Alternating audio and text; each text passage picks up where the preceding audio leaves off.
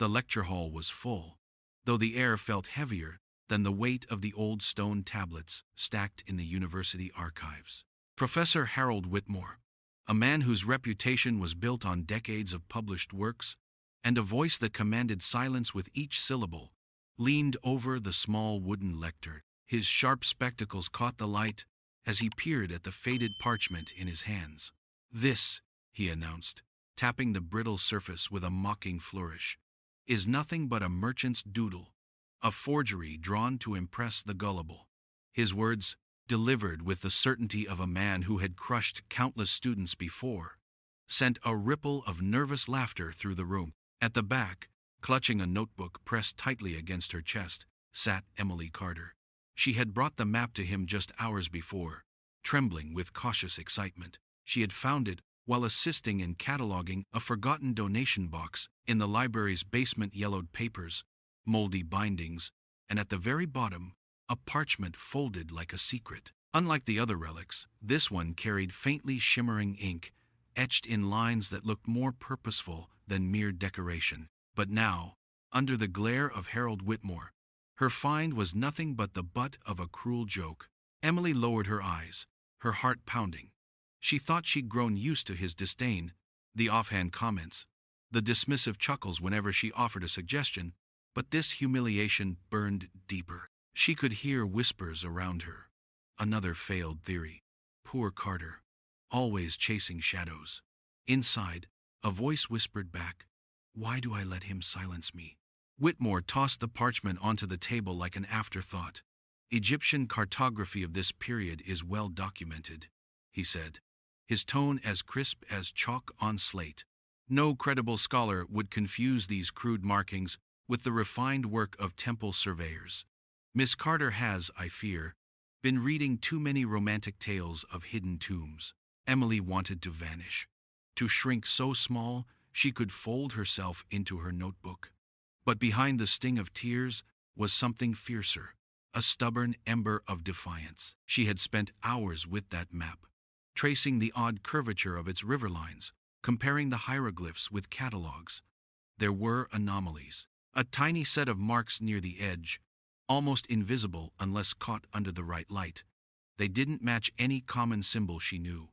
And she remembered her grandmother's words, murmured long ago in the dim kitchen light. "The world often mocks what it doesn't understand, Emily. That's how truth hides the longest." Harold Whitmore dismissed the class, his robe trailing like a victory banner as he left. Students streamed out, buzzing with conversation, some glancing at Emily with sympathy, others with thinly veiled amusement. She remained frozen, staring at the parchment left discarded on the desk. Her hands shook as she picked it up again. To everyone else, it was worthless. To her, it was a challenge. Later that night, the library was silent. Its tall windows, dark mirrors, reflecting her solitary figure, hunched over a lamp. The map lay spread across the table, its fibers fragile but resilient, like the whisper of something meant to endure. Emily's magnifying glass slid over the faint lines. She traced them carefully, noting the uneven flow of ink. Whoever had drawn this had done so with purpose. Her pulse quickened when she saw it again. 3 faint scratches forming a triangle, etched almost invisibly into the margin. No one in class had seen them, not even Whitmore. "What are you hiding?" she whispered. For a moment she imagined the sands of Egypt under her feet, winds howling, the map's lines aligning with dunes and stars. A forgotten Pharaoh, erased from history, waiting beneath the shifting desert. The thought sent a shiver down her spine. But then another thought intruded: Whitmore's laughter, his booming certainty that she was wrong. Emily closed her eyes, inhaling deeply. "He can laugh," she murmured, "but I'll prove him wrong." If you're enjoying this story of justice and hidden strength, don't forget to subscribe to the channel to find out how a simple act of prejudice turned into the most valuable lesson of Professor Whitmore's life. Her eyes opened again, sharpened with resolve. The map was no longer just a curiosity. It was her test, her chance to rise from the shadows cast by arrogance. She gathered her notes, rolled the parchment carefully, and slipped it into a protective case. When she walked out of the library, The night air was cold, bracing against her skin, yet beneath her fear, determination pulsed stronger than ever. She didn't know yet how or when, but she would follow the map's path wherever it might lead. And when she did, she swore it would not be Harold Whitmore's laughter that echoed in her ears, but the sound of history itself opening its gates. The morning sun streamed through the narrow panes of the library, painting long golden stripes across the stacks. Emily sat alone at the central table, her head bent over the map once more. The voices of her peers still rang in her ears: laughter, ridicule, the smug certainty that she had been wrong to bring it forward. Yet, in the quiet glow of dawn, their noise seemed distant, almost unreal. The magnifying lens trembled slightly in her hand as she studied the parchment. Every detail mattered now. The main river drawn on the map had always puzzled her. Its course deviated from the Nile's well-documented bends. Instead, it swerved oddly to the west before curving back like a snake returning to its den. That was when her gaze returned to the faint triangular scratches in the corner. Emily traced them gently, her finger brushing across the brittle surface. Under the lamp's focused beam, the marks formed more than just a shape. They resembled a cluster of stars, a constellation she had seen once in an old astronomical chart. She pulled out a worn reference book from her satchel, flipping quickly through its pages. Her pulse skipped when she found it. Orion's belt. The same alignment, rendered in miniature on the margin of a seemingly useless map. She sat back, stunned. "It's not just a map," she whispered. "It's a code." For a moment, the weight of her discovery pressed heavily on her chest. If she was right, the cartographer hadn't intended the parchment as a navigational tool for merchants or soldiers. It was something deeper, an encoded guide, using the stars as a key. Her hands shook as she copied the positions onto a fresh sheet of paper, sketching the lines with careful precision. When she aligned them against the river curve, a new shape emerged, an arrow pointing south. Her breath caught. Inside her, a war raged. Part of her wanted to rush to Professor Whitmore with this revelation, to see his arrogant face falter, to finally be acknowledged. But she already knew what would happen. He would wave it away, call it coincidence, or worse, claim the credit himself. He had done it before, absorbing the work of students into his lectures, with only the faintest nod to their contribution. A memory surfaced. Her first year at university. The project she had stayed awake 3 nights perfecting. Whitmore had skimmed it, laughed at her conclusion, and months later published a paper eerily similar to her findings. He had never apologized, never even acknowledged it, and she, too timid then, had let it go. The wound of that betrayal still stung like a fresh cut. No, she thought, this time will be different. The sound of footsteps startled her. She quickly slid her notes under a book as Whitmore himself appeared between the shelves, his imposing frame wrapped in a dark coat. His eyes flickered toward her table, and a sneer pulled at his lips. "Still chasing fairy tales, Miss Carter?" His tone was syrupy with condescension. "I suggest you devote your energy to something publishable, rather than wasting time on scraps fit for the waste bin." Emily clenched her fists under the desk, nails digging into her palms. Outwardly, she forced a calm tone. "With respect, Professor, every great discovery once looked like a fairy tale." He chuckled, low and derisive. "And most fairy tales remain exactly that. Do not let your imagination make a fool of you." With that, he turned and strode off, his cane clicking against the tiled floor like a gavel delivering judgment. When the echoes of his departure faded, Emily released the breath she'd been holding.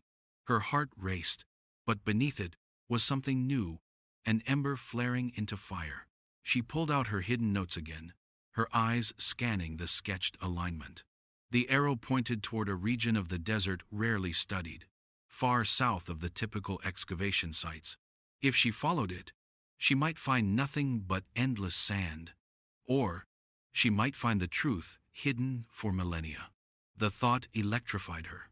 She leaned closer to the parchment and whispered, as if to the cartographer who had drawn it centuries ago, "I see your path, and I will walk it. The decision hardened within her. She would not tell Whitmore. She would not seek permission. She would go herself. And in that moment, Emily Carter, dismissed graduate student, timid shadow in the back of a lecture hall, became something more. She became a seeker. The desert heat pressed down like an invisible hand, flattening every breath into something heavy and shallow. Emily shielded her eyes with a worn scarf, its edges whipping against her cheeks as the wind picked up. Before her stretched an endless expanse of gold dunes rising and falling like the frozen waves of an ancient ocean.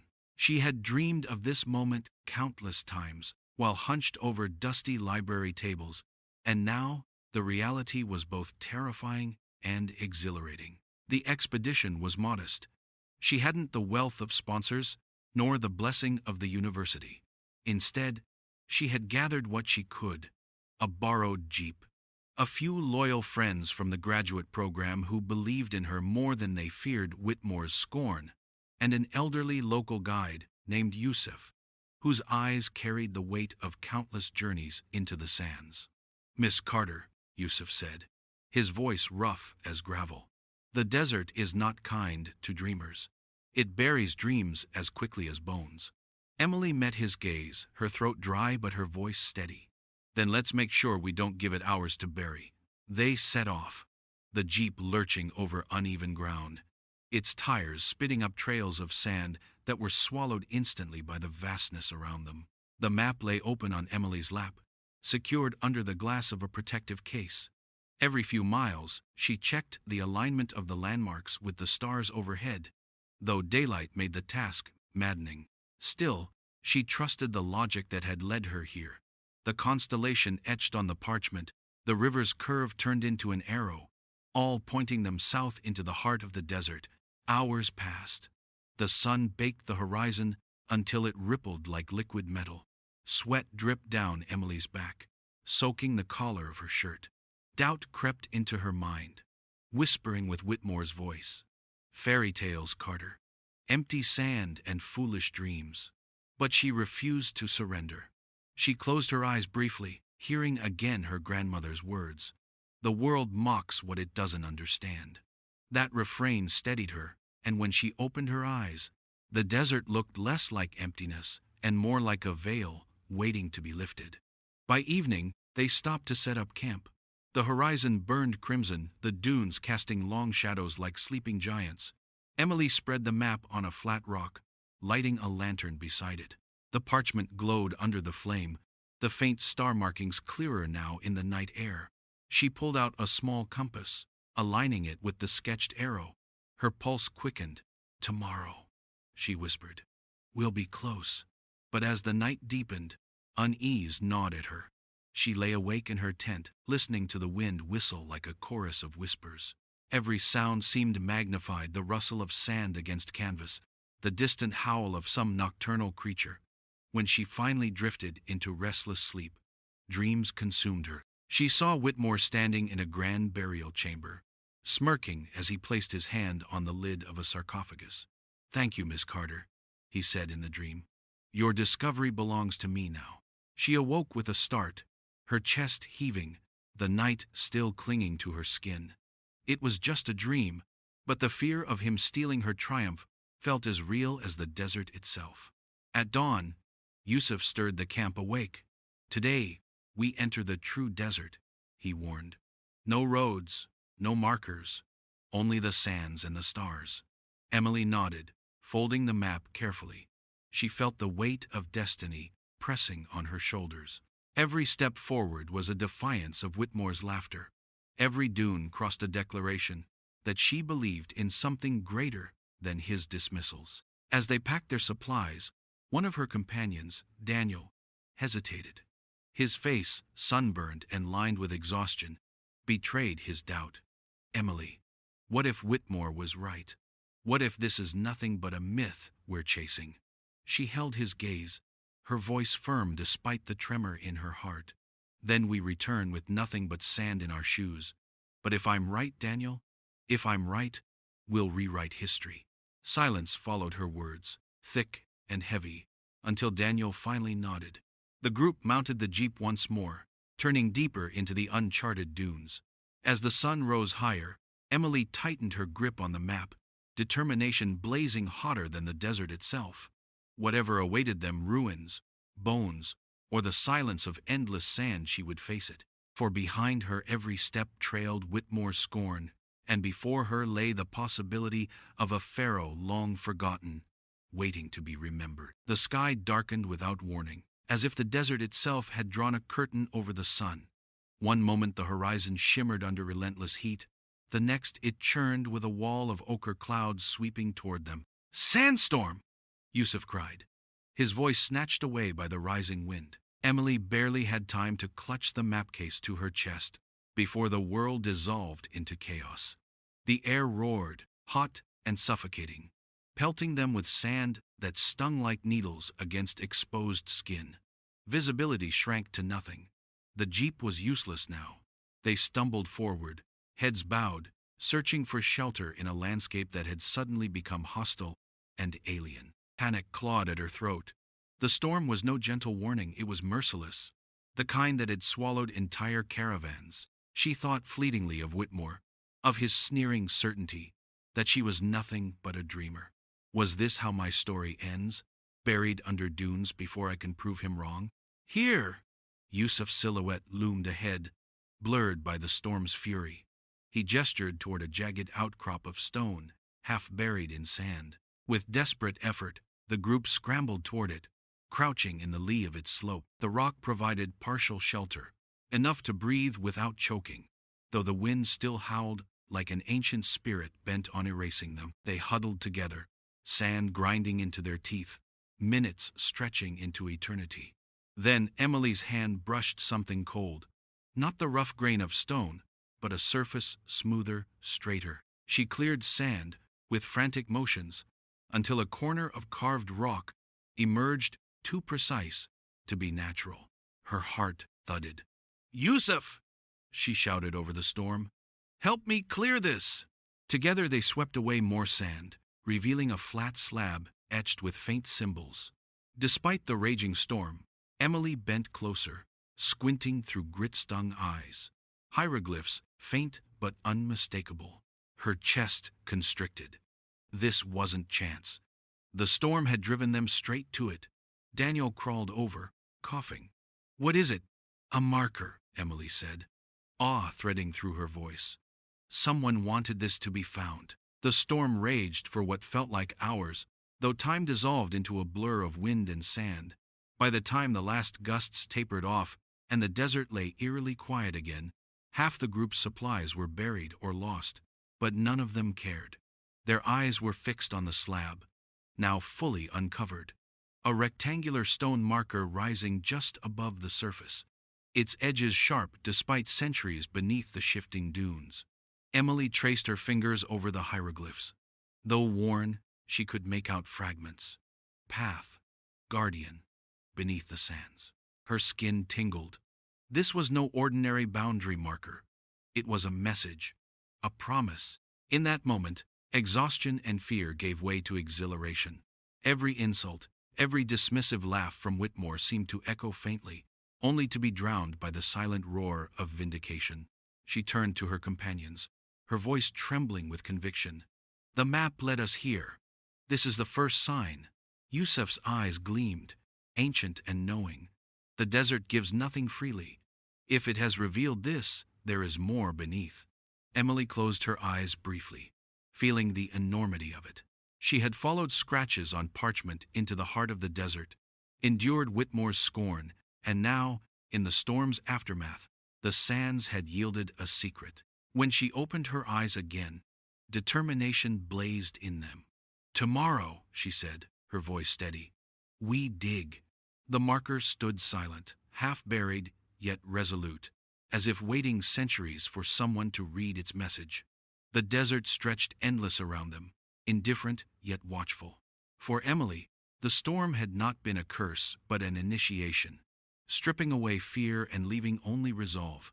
She lay awake that night under a canopy of stars, staring at Orion's belt, glittering coldly above the same pattern etched into the map's margin. The storm had tested her, but the stars whispered their approval. And somewhere beneath the dunes, a pharaoh long forgotten waited to rise from silence into memory. The morning sun returned fierce and merciless, bleaching the dunes until they seemed to glow white. Emily stood over the marker uncovered by the storm, her hands raw from scraping at sand all night. Around her, the others moved sluggishly, weary but restless with anticipation. Every grain brushed away seemed to expose something older, something long concealed. Yusef knelt beside her, pressing his ear against the stone. "Hollow," he murmured, tapping gently with his knuckles. The sound echoed faintly beneath. His eyes narrowed. "There is a chamber below." Emily's pulse thundered in her ears. She knelt, brushing aside the last layer of sand with trembling hands. The hieroglyphs carved into the stone were clearer now, revealed in full daylight. Though weathered, she could decipher enough. Rest of the Forgotten One, guarded by silence, path marked by the stars. Her throat tightened. This was no mere monument, it was a threshold. Daniel fetched the excavation tools they had salvaged after the storm. Together they dug feverishly, sweat pouring down their backs, sand clinging to every crease of skin. Hours passed, the sun crawling slowly across the sky. Finally, the slab shifted with a grinding groan, revealing a gap, exhaling stale air that smelled of dust, stone, and something older than memory. The group froze, awed into silence. Emily leaned closer, her lantern casting a pale glow into the darkness below. Stone steps spiraled downwards, vanishing into shadow. The air felt heavy, as if the centuries themselves pressed upward from beneath. "This is it," she whispered, her voice almost breaking. "The entrance." Fear stirred in Daniel's face. If this hasn't been touched in thousands of years, there could be traps, collapses, curses. Yusuf placed a weathered hand on Daniel's shoulder. "The desert guards its secrets with more than sand. Respect is the only safe passage." Emily swallowed hard, staring into the yawning black. For a heartbeat, Whitmore's voice returned in her mind, mocking, dismissing, laughing. And yet here was proof. Here was the answer to every insult he had hurled.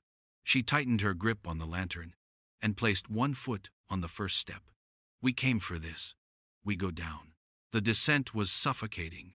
Each step groaned under their weight, echoing like a heartbeat in the silence.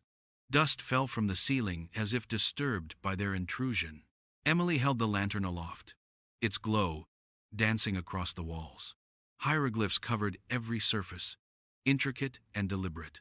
Many were familiar symbols of gods and rulers, but others were strange, twisted forms she had never studied in any archive. A shiver crawled up her spine. "Do you see that?" Daniel whispered, pointing at one figure etched into the wall. A pharaoh stood tall, but his name had been chiseled out violently, leaving only scars in the stone. Emily's breath caught. To erase a name was to condemn a soul to eternal oblivion. Whoever this ruler had been, history had sought to bury him deeper than sand. "Forgotten Pharaoh," she murmured, the words trembling on her lips. "This is his tomb." They descended further, the air growing colder, heavier, as if saturated with memory. At the bottom, the passage widened into a corridor blocked by a massive stone door. Its surface bore a single carving, the same triangular constellation she had seen on the map's margin. Her lantern flickered as she traced the carving with reverent fingers. The code was real. The map had been a guide, not to land, but to stars leading to this place. Behind her, Daniel's voice cracked with awe. "Emily, if this door opens, if there's truly a tomb." He couldn't finish, his words dissolving into disbelief. She turned, her eyes burning with both fear and certainty. "Then history will remember what Whitmore tried to erase, and it will remember who uncovered it." Her palm pressed firmly against the constellation. Stone shifted, grinding like thunder. The door trembled. Dust cascaded in thick clouds as a seam cracked open down the middle. A gust of ancient air escaped, chilling them to the bone. Emily stepped back, lantern shaking in her hand. She could barely breathe, yet her heart surged with vindication. This was it, the passage beneath the sands, hidden for millennia, waiting for someone stubborn enough to believe in a dismissed map. The door yawned open into shadow, and the silence of the forgotten beckoned. The lantern's glow stretched feebly into the corridor beyond the stone door, illuminating a tunnel swallowed by shadows. Emily's breath came shallow, her pulse hammering with every step. The air was thick, untouched for centuries, laced with the smell of dust, minerals, and something faintly metallic. It pressed against her chest as though the walls themselves resented her intrusion. "Careful," Yusuf warned softly. His voice, usually rough, had taken on the reverence of a prayer. "Every stone here has waited longer than we can imagine." Emily lifted the lantern higher, its light brushing across murals on the walls. Figures marched in procession, priests, warriors, slaves, but all of them faced away from the central figure.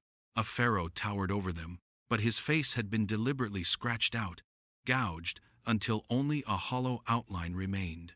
Her heart clenched. To erase an image was to strip away power, to condemn even memory to silence.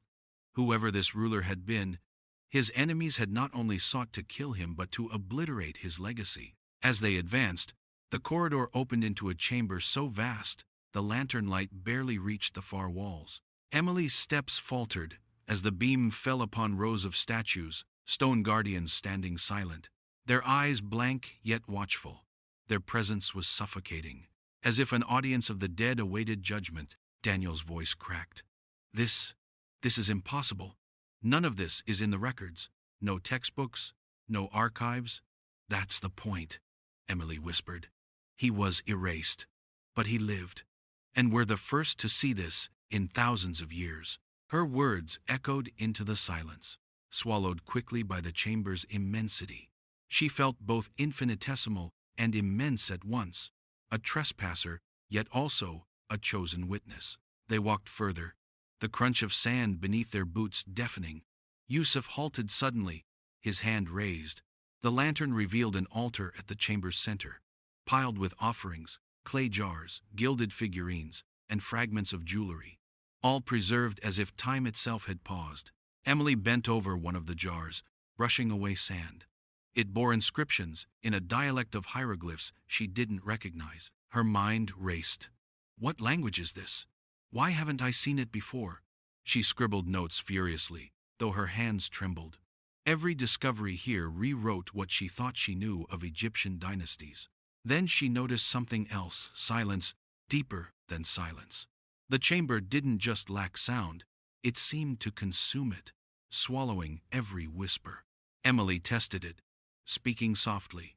"Forgotten Pharaoh." The words died instantly, as though denied the right to linger. Shivers rippled across her skin. Daniel shifted uneasily, his nerves unraveling. "We shouldn't be here. It feels wrong. Like he's still watching us." Emily turned to him, her eyes blazing in the lantern light. "That's exactly why we must stay. History buried him, Daniel. We can't walk away now." She stepped closer to the altar, lifting her lantern to cast more light. Her gaze followed the chamber's back wall, where an immense set of doors loomed, sealed tight, their surfaces inlaid with gold leaf, now dulled by centuries. Carved into their face was the same star triangle sigil that had guided her here. Her throat constricted. Behind those doors, but before she could take another step, Yusuf placed a hand on her shoulder. "Do not mistake silence for permission. Tombs are not built for the living." Emily met his gaze, torn between reverence and defiance. The fear was real, crawling under her skin, but so was the knowledge that this moment vindicated everything. Every insult, every laugh, every humiliation she had endured from Whitmore, it all led here. She pressed her palm against the golden carving. It was cold, colder than stone should be, as though time itself had preserved its chill. Her chest tightened, and for a moment she thought she heard something, not an echo, not her breath, but a faint murmur, like a sigh slipping through the centuries. She stepped back quickly, her heart hammering. Perhaps it was only her imagination, but the sensation lingered. The impression that the chamber was not empty, that eyes unseen were fixed on her every move. Her lantern flickered violently, shadows dancing across the faceless statues. For the first time, Emily felt the full weight of what she had uncovered. This was not just history, it was a legacy buried in silence, guarded fiercely against intrusion. Yet her voice, when it came, was steady. "We go further." The statues loomed like silent jurors as she led her companions toward the sealed doors, each step heavy with the gravity of trespass. And as the chamber swallowed their light, the silence deepened, as though the forgotten Pharaoh himself waited patiently for them to dare his final threshold. The sealed doors loomed before them like the final barrier between myth and truth. Their golden inlays glowed faintly in the lantern light, tarnished but unmistakable. Emily felt her chest tighten, as though centuries of expectation pressed down on her shoulders. She reached out again, her palm brushing against the cold surface of the carved constellation. With a deep grinding sound, the doors began to shift. Dust cascaded from the seams, the air trembling with the weight of stone moving after millennia of silence. The group froze, hearts pounding. Then, with a final thunderous groan, the doors cracked open, revealing a vast inner chamber bathed in oppressive darkness. Emily lifted the lantern, and the light spilled forward, quivering over walls encrusted with faded murals. Scenes of war and triumph sprawled across the stone, armies clashing, priests kneeling, slaves bowing. Yet in every image, the Pharaoh's face had been obliterated, gouged out with deliberate malice. They stepped inside. The chamber's silence was heavier than any before, as if sound itself recoiled from intruding. At its center stood an immense stone sarcophagus, its lid carved with hieroglyphs that glimmered faintly in the lantern glow. Around it lay scattered treasures, gold amulets, alabaster jars, and jewels dulled by dust. The air shimmered with the weight of forgotten wealth. Emily's breath caught in her throat. The Pharaoh's legacy, untouched. Daniel stumbled forward, his voice a whisper of awe. We actually found it. A tomb erased from history." Yusuf bowed his head, murmuring a prayer in his native tongue. His voice trembled with reverence, yet carried warning. "Do not disturb him more than we must. The dead do not forgive lightly." Emily moved closer, lantern in one hand, notebook in the other. The inscriptions on the sarcophagus fascinated her, fragments of prayers and titles. Yet one line repeated again and again, etched deep, as if the carver wanted no chance of erasure. "He who defied the gods, yet will not be forgotten." Her skin prickled. She copied the symbols, her fingers barely able to keep pace with the racing of her heart. Every word here was proof, undeniable evidence that a pharaoh had been deliberately erased from the record. This was not a dream. This was history demanding to be remembered. A sudden sound broke the stillness. A sharp crack. Emily spun around, lantern swinging wildly. One of the statues lining the chamber's edge had fractured, a thin line splitting down its torso. Daniel recoiled. "It's watch out!" But nothing fell. The statue remained, its faceless form frozen in place, the crack a silent reminder that the tomb was not invulnerable to time. Still, the sense of being watched deepened. Shadows pressed closer, the air thick with unseen eyes. Emily turned back to the sarcophagus. For a moment, she imagined Whitmore standing here instead of her, claiming the discovery, basking in the glory of her courage. Anger surged through her chest, burning away her fear. No, this was hers. She had followed the signs, endured the ridicule, braved the desert. She had listened when no one else believed. Her voice quivered, yet carried conviction. "History will remember you, and it will remember me." She placed her hand firmly against the sarcophagus lid. The stone was bitterly cold, as though frost lay beneath the desert heat. She could almost hear a pulse beneath it, faint and slow, like the heartbeat of a memory too stubborn to die. Yusuf grabbed her arm. "Enough, Emily. To see is one thing, to disturb is another. We have found proof. Take what you need to show the world. Do not wake what should remain sleeping." Emily hesitated, torn between reverence and vindication. Her lantern flickered, casting long shadows that stretched across the chamber like reaching arms. For the first time, she felt not only awe, but also fear that she was standing at the threshold of something that might change not just history, but her own life, in ways she could not yet grasp. Still, as she looked down at the sarcophagus, her resolve returned. This was the culmination of everything: the laughter she endured, the humiliation, the doubts. She had unearthed the tomb of a forgotten pharaoh, and with that, she knew Whitmore's scornful voice would never again hold power over her. The silence of this chamber had already spoken louder than all his ridicule combined. The lantern light trembled across the stone as she whispered, "The world will know you lived." And in the depths of the forgotten chamber, the shadows seemed to stir in answer. Weeks later, the desert lay behind her like a half-remembered dream. Cairo buzzed with the noise of traffic and the hum of conversations spilling from cafes. But for Emily, every sound was muffled by the echo of that tomb. The world had shifted inside her, the way sand shifts after a storm, quietly, irrevocably. Her discovery had ignited an uproar. Scholars flooded the site once her team reported it, each arriving with cameras, tools, and hungry eyes. Newspapers called it the greatest Egyptian find of the century. The name of the forgotten pharaoh made headlines across the globe, even though his true name remained erased from the walls. Every artifact, every inscription, was a thread waiting to be woven into history's fabric again. And with each headline, one truth rang clear: Emily Carter had led the way. At the university, the echo of her vindication was deafening. Whitmore's lectures drew fewer students now. His name, once synonymous with authority, was whispered with disdain. She had heard the stories: how he tried to downplay her find, how he insisted it was chance. But evidence crushed arrogance. Photographs of the chamber, of the sarcophagus, of her standing lantern in hand at the threshold, they had gone viral, etched permanently into public memory. Emily sat alone in her office, a stack of letters spread across the desk. Invitations from international museums, offers for research grants, requests for interviews. She picked up one envelope, tracing her finger over the return address: the British Museum. It still felt surreal, yet amid the triumph, she felt something else: a quiet melancholy.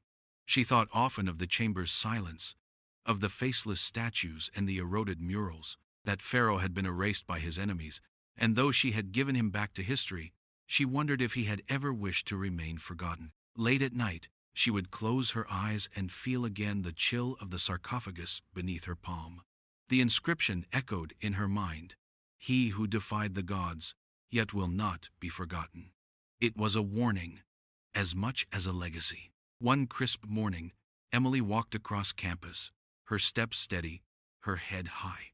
Students nodded at her with newfound respect, some stopping to thank her for inspiring them. She smiled faintly, though inside she still carried the memory of sitting alone in Whitmore's lecture hall, clutching her notebook against his ridicule. At the library steps, she paused. Whitmore himself stood there, hunched and diminished, his cane trembling as he leaned on it. His eyes met hers, sharp still, but dulled by something heavier than age: humiliation. For a moment, the urge to gloat surged within her. She could have thrown his words back at him: fairy tale, foolish dreamer, waste bin. But instead, she simply inclined her head. He cleared his throat, his voice ragged.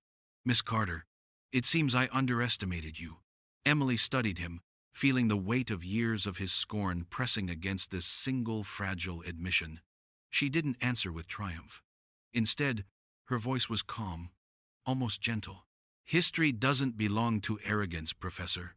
It belongs to truth." He flinched, just slightly, and lowered his gaze. The conversation ended there, but its lesson rang louder than any lecture ever could. Months later, Emily returned to the desert site. The tomb was sealed again, protected now under the care of Egypt's Antiquities Authority. She stood at the marker stone, the same one the storm had uncovered, and let the desert wind whip around her. The dunes stretched endless, the sky a flawless dome, and in that silence she whispered, "You're remembered now." The desert gave no answer, but in her heart, she felt a quiet peace.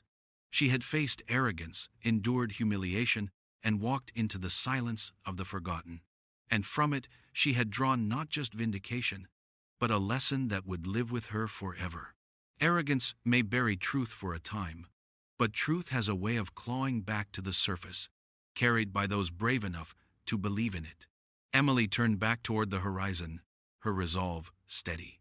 The world would know more stories like this, because she would find them, uncover them, give them voice, and somewhere, perhaps, the forgotten Pharaoh rested easier, knowing his silence had finally been broken.